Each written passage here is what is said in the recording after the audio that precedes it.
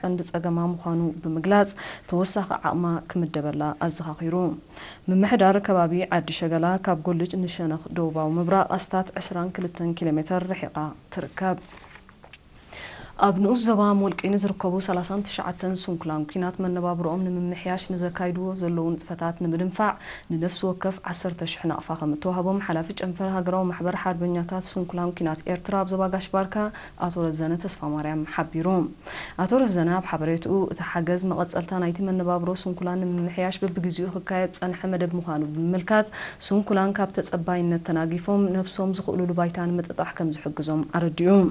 ሓገዝ ካብ ዝተገብረሎም ሱንኩላን አቶ መለስ አብርሃን አቶ ገብረ ማርያም ያዕቆብን የርናብ ዝሃቡ ሓበሬታ መነባብሮ ሱንኩላን ንምምሕያሽ ንዝካየድ ዘሎ ጻዕሪ ብምስጋን እቲ መደብ ንኩሎም ሱንኩላን ክባጻሕ ዘለዎ ጽኑዕ እምነት ገሊጹ አቶ ሽመንዲ ታፈርን አቶ ገብረ ማርያም ያዕቆብን በወገኖም ዝተገብረሎም ሓገዝ ከካይድዎን ጸንሑ ንጥፈታት ንምሕያል ከም ዝሕግዞምን ንዝያዳ ጻዕሪ ከም ዘተባብዖምን ብምልካት ኣብ ቀረብኦም ናይ ልቓሕ ዕድል ክኽፈተሎም ተላብዮም ሓላፊ ቤት ጽሕፈት ሃገራዊ ማሕበር ሓርበኛታት ሱንኩላን ኩናት ኤርትራ ብንኡስ ዞባ ሞልቂያ አቶ ባህታ ከበደ ድማ